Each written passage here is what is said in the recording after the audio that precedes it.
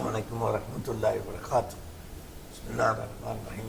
اللهم صل على سيدنا نبينا مولانا محمد وعلى آل سيدنا نبينا مولانا محمد. நண்பர்களே, நான் இரண்டு நாளாக அல்லாஹ்வுடைய வல்லமையை குதிரத்தை பற்றி நான் உங்களுக்கு பேசிட்டு வர்றேன்.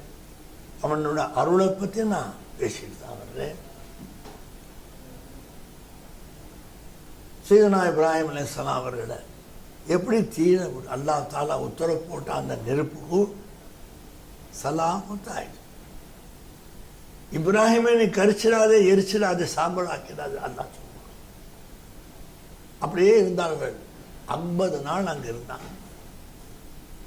வெளியில் வந்து மக்கள் கேட்கும் போது சொன்னாங்க, உலகத்தில் நான் வாழ்ந்த காலத்தில் நெருப்பு கூண்டத்தில் நம்ரூத் வீசினானே, அந்த 50 நாள் நான் ரொம்ப நிம்மதியாக சந்தோஷமாக இருந்தேன்னு சொன்னான். பார்த்தீங்களா, எங்கே 50 நாள் வச்சுருந்தாங்களோட யோசனை பண்ணிப்பார். ஒரு துளி நெருப்பு பட்டால் நம்ம துடிக்கிறோம், அவஸ்தைப்படுறோம். அந்த நெருப்பு எரிய எரிய எரிய அங்கேயே அல்லாஹ் வச்சிருந்தான்னு சொன்னால், அல்லாஹ் யாரு? அவன் இஸ்முடைய பரக்காத்து என்ன? நம்ம யோசிக்காமல் கதைப்படுத்திட்டு போனால் நமக்கு யாரை ஒன்று செய்ய முடியும்? பார்த்தீங்களா, யா லைத்தனி குந்துன் துராப் அப்படின்னு குர்ஆன் அல்லாஹ் சொல்கிறான். எப்படி எல்லா காஃபிர்களும் நரகத்தில் இருப்பாங்க தோழர்களே, தாய்மார்களே. அந்த நரக வேதனை எல்லா காஃபிர்களும் அனுபவிப்பாங்க, ஒரு காஃபிரை தவிர. இந்த காஃபிர் நிம்மதியாக சந்தோஷமா இருப்பார். அதே நரகத்தில் தான் அவரும் இருக்கிறார்.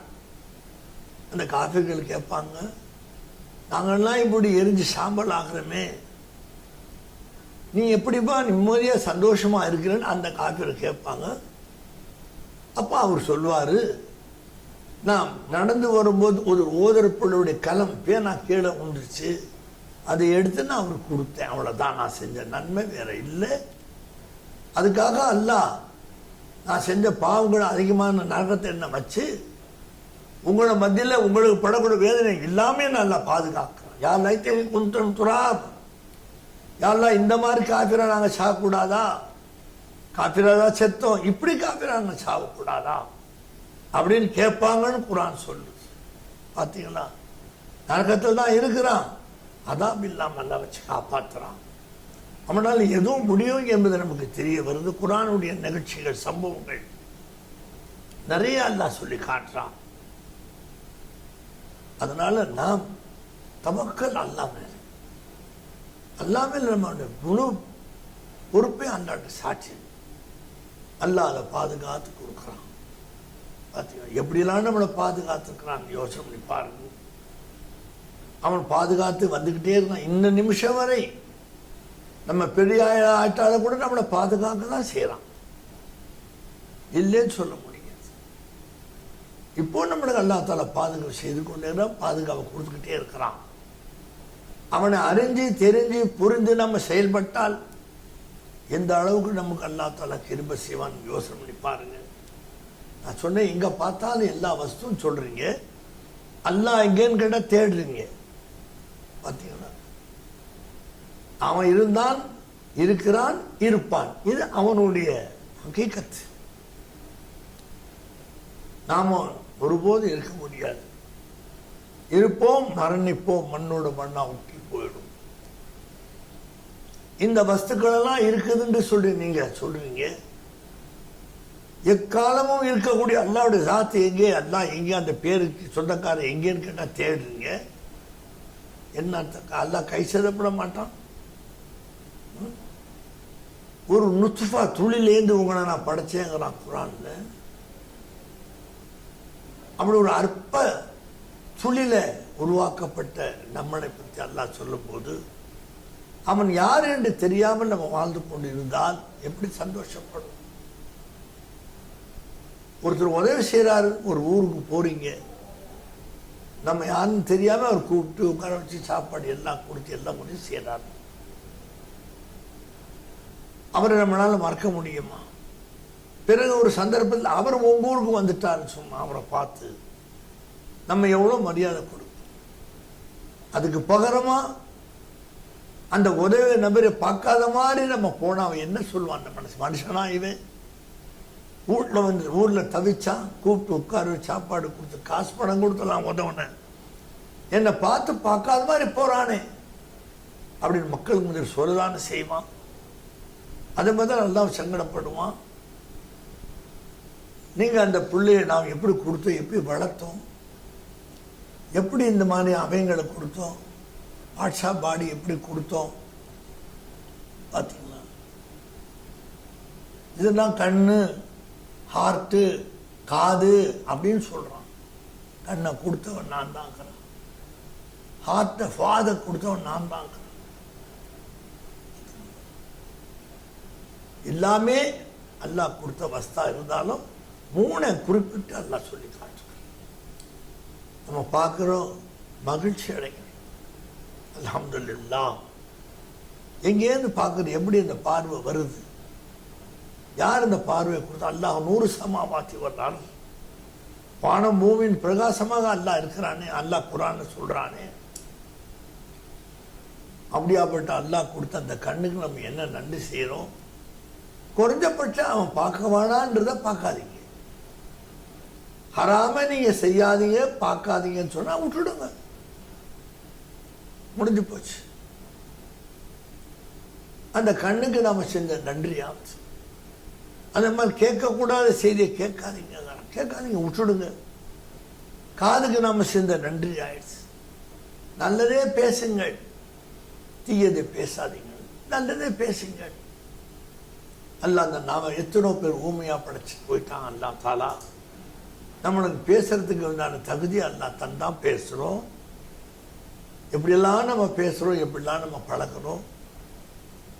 தொழிலில் முதலாளி கூட எப்படி நம்ம பேசுறோம், முதலாளி மகன் தொழிலாளி கூட எப்படி பேசுறாரு, பெரிய லெவலில் எம்டி கூட எப்படி பேசுறோம், ஜேஎம்டி கூட எப்படி பேசுறோம், ஜெனரல் மேனேஜர் எப்படி பேசுறோம், அவங்க அந்தஸ்து என்ன, அல்லாஹ் கூட எப்படி நம்ம சுலூக் செய்யறோம், அவனுடைய ரசூலே பாக் ஸல்லல்லாஹு அலைஹி வஸல்லம் அவங்க கூட நம்ம எப்படி நடந்து கொள்றோம், அவளுடைய அல்லாக்கள் அல்லாவுடைய நேசர்களாக உலகத்தில் வாழ்ந்து மறைந்தார்களே அவங்க கூட நம்ம எப்படி நடக்கிறோம் அப்படின்னு நம்ம யோசிக்கிறது இல்லைங்களா? இது டிபார்ட்மெண்ட் உலூஹியா. அல்லாஹ் தாலா இந்த ஒரு பெரிய டிபார்ட்மெண்ட் நிசாமியா இந்த உலகத்தை அல்லாஹ் தாலா எப்படி ஆட்சி செய்யறான் பார்த்தீங்களா? அதுல எத்தனை கோடி அடியார்கள் இப்படி இப்படிலாம் இருக்கிறாங்க பார்த்தீங்கன்னா. அல்லாஹ் பாதுகாக்க தானே சார். நம்ம பார்க்குற மணல்ல கலர் இல்லை, தண்ணியில கலர் இல்லை, பழங்கள் பல வகையான கலராக இருக்கு பார்த்தீங்களா? எப்படி அந்த கலர் பழங்களுக்கு வந்துச்சு, மரங்களுக்கு செடி கொடிகளுக்கு எப்படி வந்துச்சு? மணல்ல கலர் இல்லை, தண்ணியில கலர் இல்லை, விதவிதமான கலர் வந்துச்சு. எப்படி வந்துச்சு? அல்லாஹ் அல்லாஹ், दूसरा कुछ नहीं, खुदा के सिवा कोई नहीं, அல்லாஹ் அல்லாஹ். என்ன நீங்க சொல்லுவீங்க? தண்ணியில எவ்வளவு தண்ணிகள், கச்சடா தண்ணிகள், அசுத்தமான தண்ணிகள், சாக்கடை தண்ணிகள், மனங்கழித்த தண்ணிகள் எங்கே போகுது? இதெல்லாம் பூமியில் தானே போகுது. நாம குடிக்கிற தண்ணி பூமியில் தானே வருது. எப்படி அதை ஃபில்டர் பண்ணி அல்லாஹ் கொடுக்குறான்? அந்த தண்ணி கொடுத்த உடனே பெருமானா சொல்லலாம், ஆயிஷா நாங்கள் அவ்வளோ சந்தோஷப்படுறோம். யாரு சொல்லலாம்? அந்த குளிர்ந்த தண்ணி கடுமையான வெயிலில் போகும்போது எவ்வளோ மதுரமா இருக்குது. கண்ணாடி மாதிரி பார்க்குற மாதிரி அந்த தண்ணி தொண்டையில் தண்ணி இறங்கும் போது, கடுமையான வெயிலில் நீங்கள் ஜூஸ் குடிக்கும் போது எவ்வளோ இனிமையா இருக்குது. இந்த ருசியை வச்சது யாரு? இந்த டேஸ்டை வச்சது தான் யாரு? இந்த பழங்களை உற்பத்தி ஆக்குறது யாரு? இந்த பழங்களுக்கு பேர் கொடுத்தது தான் யாரு? எத்தனை வகையான பழங்கள்! அல்லாஹ் அக்பர், அல்லாஹ் அக்பர். கத்திரிக்காய் அல்லாஹ்வை முதல்ல ஈமான் கொண்டுச்சு. அதனால தான் இன்னைக்கு எல்லா மக்களும் அந்த கத்திரிக்காய் சாப்பிட்றாங்க. எல்லா காலங்களிலும் கத்திரிக்காய் நமக்கு கிடைக்குது. இல்லாத காலம் என்று சொல்ல முடியாது. ஒவ்வொரு வஸ்துவும் அல்லாஹ்வை ஏற்றுக்கொண்டுச்சு. நாம் ஏற்றுக்கொண்டா மாதிரி ஏற்றுக்கொண்டுச்சு. அதனால நம்மளுக்கு ஹிதமத் செய்யுது. மனிதர்களுக்கு அது தன்னை ஃபனாவாக்குது. பழங்கள், எத்தனை பழங்கள் டாக்டர்கள் சொல்றாங்க, என்னென்ன பழங்கள பொட்டாசியம் இருக்குது, என்னென்ன பழங்கள் என்னென்ன வஸ்துக்கள் இருக்கு மனுஷனுக்கு தேவையான. மஞ்சக்காமலை வந்துட்டா இளநீர் 2 குடிங்க, சாத்துக்குடி 2 சாப்பிடுங்கன்னு சொல்றாங்க. அந்த வருஷம் இளநீர் யார் உற்பத்தி ஆக்குவா? தேங்காய் என்ன, இளநீர் என்ன, குருத்து என்ன? 2 இளநீர் 2 சாத்துக்குடி கொடுத்தா மஞ்சக்காமலையும் அப்படியே அமைங்கிடுதுங்களே. வாந்தி எங்க போச்சு? மஞ்சள் கலரில் போன யூரின் எங்க போச்சு? கண்ணு மஞ்சளா இருக்கு, உடம்பே மஞ்சளா இருக்கு. இயற்கை வைத்தியம் எல்லாம் கொடுத்தான், செயற்கை அது வேற பேச்சு. அது 2 இளநீர்னு சொன்னா யார் அந்த இளநீர் உண்டாக்குவா? மரம் எங்க இருக்குது? 25-30 அடி தூரத்தில் மரம் இருக்குது. தேங்காய் எங்க நீ வச்சீங்க? பூமிக்குள்ள வச்சீங்க. பூமிக்குள்ள வச்ச அந்த தேங்காய் எப்படி மேல வரைக்கும் போச்சு? தண்ணி கீழே ஊத்துறீங்க, அந்த தண்ணி எப்படி மேல போச்சு? கீழே ஊத்துற தண்ணி, மழை தண்ணி, சாக்கடை தண்ணி எல்லாம் தான் தென்னை மரத்துக்கு கீழே ஊத்துறீங்க. டேஸ்டான இளநீர் தண்ணி மேல மரத்துல யார் போனாலும் கொடுத்தா எவ்வளவு நல்லது. ஓத்து புண்ணா ஆத்துதுங்கிறாங்க டாக்டர்கள். மஞ்சக்காமலை அடியோடு ஒழிச்சு கெட்டுதுங்கிறாங்க. தேங்காய் குருத்து, வட்டை, இலை, கிளை இதெல்லாம் தேங்காயில இருந்துச்சுங்களா? ஒரு தேங்காவை பூமியில புதைச்சா அவ்வளவுதான். மரம் அங்கேருந்து வருது பாருங்க, 30 அடி அந்த தேங்காயில மரம் இருந்துச்சா? எப்படி வந்துச்சு? அஷை பிஷை சூஃபியாக்கள் சொல்றாங்க, ஒரு வஸ்துவில் பல வஸ்து, பல வஸ்துக்கள் ஒரு வஸ்துவில். அஷை பிஷை அரபியில. ஒரு மாங்கொண்டை நீ போட்ட, எங்க போச்சுன்னு தெரியல. மரம் வருது, இலை வருது, கிளை வருது, மாங்காய் வருது, பிறகு மாம்பழம் வருது. ஒரு பழக்கொட்டையை வச்ச உடனே அதுலேருந்து இவ்வளோ பெரிய மரம் எப்படி வந்துச்சு? அதை ஒத்துக்கணும் இல்லைங்களா? ஒரே ஒரு குட்டை தான் போட்டோம், பெரிய மரம், கிளை, இலை, கிளையெல்லாம் வருது. என்ன அழகான மாம்பழங்கள்!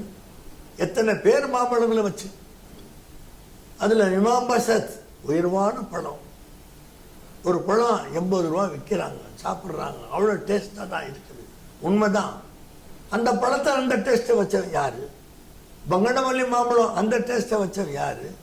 நீல மாம்பழம் அந்த டேஸ்ட்டை வச்சவன் யாரு? பெங்களூரா மாம்பழம் அந்த டேஸ்ட்டை வச்சவன் யாரு? மல்கோவா அதில் டேஸ்ட் வச்சவன் யாரு? எத்தனை ஜாதி பழங்கள்! அழப்பழம், செவ்வாழை, மணவாழை, பூவாழை, பச்சை வாழை, கற்பூர வாழை, எத்தனை வாழைப்பழம் பேர் வைக்கிறீங்க? இத்தனை டேஸ்ட் அந்த பழத்தில் எப்படி வந்துச்சு? வாழைப்பழம் முந்தி வந்துச்சா, தோல் முந்தி வந்துச்சா? செக் பண்ண முடியுமா உங்களால? பழம் வந்துச்சுங்க, வாழைப்பழம் வந்து சரிதான். அது அப்படியே எல்லாம் ஃபினிஷ் பண்றான். இந்த பக்கம் ஒரு ஸ்க்ரூ மாதிரி போட்டிருக்கிறான், இந்த பக்கம் ஒரு வால் தொங்குது. அல்லாஹ் சொல்ல, ஒன்றை பார்க்காத, ஒன்றை பார்த்து நீ சிந்தனை செய். வானத்தை பாரு, சிந்தி. தூணுல்லாம எப்படி நிக்குதுன்னு கொஞ்சம் யோசனை பண்ணு. அப்பதான் என்ன உனக்கு தெரியும். எல்லாம் இது நேச்சர், அது நேச்சர் புட்டா போய் சொல்றான். நேச்சர்னா ஒரே மாதிரி எப்போ வரணும்? ஒரு சில மாதங்களை பெய்யுற மழை நாடு அழிச்சிடுது, அது எப்படி நேச்சர் ஆகும்? அது எப்படி நேச்சர் ஆகும்? கண்ணியமா பேசுகிறார். ஆண்டவன் ஒருவன் உண்டு என்று சொல்வதற்கு வெக்கப்பட்டு, this is nature, that is nature. நேச்சர்னா அர்த்தம் என்ன? ஒவ்வொரு வருஷமும் ஒரு காலத்துல அதே அளவுதான் மழை பெய்யணும். கூட பிழைஞ்சு மக்கள் எல்லாம் ரொம்ப துன்பத்திராகப்படுகிறார்கள். இது எப்படி நேச்சர் ஆகும்? மழையே பெய்யாம காஞ்சி போகுது, அது எப்படி நேச்சர் ஆகும்? நாம் அபூ ஹனீஃபா ரஹ்மத்துல்லாஹி 10 பேர் அவங்கள்ட்ட வந்தாங்க. எங்களுக்கு அல்லாஹ் யாரு காட்டி கொடுங்க, நாங்க இஸ்லாத்தை தழுவுறோம் சொன்னாங்க. இமாம் அபூ ஹனீஃபா ரஹ்மத்துல்லாஹி நாளைக்கு வாங்கட்டான். போய் அல்லாஹ்ட்ட ருஜு பண்ணான். எல்லாம் இப்படி கேள்விக்காரன், எப்படி காட்டுறது? அல்லாஹ் சொன்னான், இப்படி போய் சொல்லுங்க. வந்தாங்க, லேட்டா வந்தாங்க. அவங்க சொன்னாங்க, என்ன இன்னைக்கு லேட்டா வரும்? இல்லை, ஒரு அதிசயத்தை பார்த்தேன். என்ன அதிசயம், ஒரு மரம் அப்படியே குளத்துல விழுந்துச்சு. அது அப்படியே கப்பலாக மாறிடுச்சு, போட்டாக மாறிடுச்சு. போட்டாக மாறி தானா தண்ணியில் சவாரி செய்யுது. என்னன்னா மரமாக இருந்தது, குளத்துல விழுந்துச்சு, போட்டாக மாறி சவாரி செய்யுது. அப்படியே பார்த்து லேட் ஆயிடுச்சுன்னு சொன்னாங்க. நீங்க சொல்றது தப்பு இமாம். ஒருத்தர் இருக்கணும் அதுல. எப்படி மரம் தானா உழுவோம்? யார் தள்ளணும் இல்லை? ஒரு ஆடு.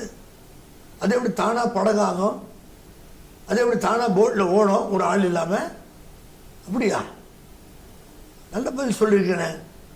அல்ஹம்துலில்லாஹ். உன் உடம்புல என்னென்ன இருக்குன்னு கேட்டாங்க. அவன் வரிசையா சொல்றான். மூளை ஆரம்பிக்கிறான், 600 நரம்பு, வெயின் எல்லாம் இருக்குது. ஒரு நரம்பு மூளையில இழுத்தா காலில் வலி வருது. பார்த்தீங்கன்னா காலில் வலின்னா டாக்டர்கிட்ட போய் காட்டும் போது ஒரு 10 நாளைக்கு மாத்திரை தானே சாப்பிடுங்க பெரியவங்களை. பிறகு நம்ம ஏஜ் மூளையை கொஞ்சம் செட் பண்ணி பார்க்கணும். அங்கே என்ன இது, அங்கே உள்ள நரம்புல ஒரு நரம்பு லேசா கண்ணுக்கு கொஞ்சம் சுருக்கம் ஏற்பட்டு அங்கே வந்துடும். அது உடம்புல தெரியும். அவங்க படிச்சிருக்கிறாங்க அந்த சப்ஜெக்ட். அப்ப அவங்க அத்தனை பேரும் கேட்டாங்க, அப்ப நீ ஒரு மனுஷனா இருக்கிற, நான் ஒரு மனுஷனா இருக்கிறேன், எப்படித்தான் நம்ம இந்த மனுஷனா வந்தோம், நீ எப்படி சொல்றேன்னு கேட்டாங்க. நிச்சயமா ஒருத்தர் இல்லாம நம்மளால வர முடியும். கையை கொடுத்தாங்க, களிமா சொன்னாங்க, முஸ்லீம் ஆயிட்டாங்க. எதை நீ இயற்கைங்கிற? ஒரு நேரம் நீ சொல்ல வச்சிடுவாங்க, அண்டான் கத்த வச்சிடுவான் உன்னை. நீனா கூப்பிடுவ அல்லா. பாத்தீங்களா? ஆண்டவனே நீ கூப்பிடுவ, முருகா நீ கூப்பிடுவ, விநாயகா நீ கூப்பிடுவ. அப்படி ஒண்ணு ஆக்கிடுவா. சந்தர்ப்பத்துல காய்கால கட்டி தெஜிலாவில் எகிப்துல போட்டாங்க. ஆண்டவன் எங்கேன்னு கேட்டு வந்தான். கடைசியில முங்கி சாகும் போது அல்லாஹ் அல்லாஹ் அல்லான்னு கூப்பிட்டான். அசன் பஸ்ரி வெளியில நின்று இருந்தாங்க மகான். உடனே ஆளுநர் அமைச்சு அவனை காப்பாற்றி கொண்டா சேர்த்தாங்க. என்னன்னு கேட்டாங்க. வேற யாரை நான் கூப்பிடுவேன்? மூச்சு உள்ள போகுது, வெளியில வருது, முங்குது பாடி. அவன் ஒருத்தர் இல்லைன்னு நான் சொன்னது உண்மைதான். இப்ப அவனை தவிர நான் யாரையும் கூப்பிடல, அவனை தவிர நீ யாரையும் கூப்பிடல. நானும் இவங்களும் உன்னை காப்பாத்துறேன். நான் யாரு? உன்னை காப்பாத்துறேன். அசன் பஸ்ரி யாரு அப்படின்னு கேள்வி கேட்டான். அதனால அன்பர்களே, வாதம் தேவையில்லை. பிடிவாதம் கெட்டது. நல்லபடியா வாழ்ந்து நல்லபடியா இருக்க செய்வானா.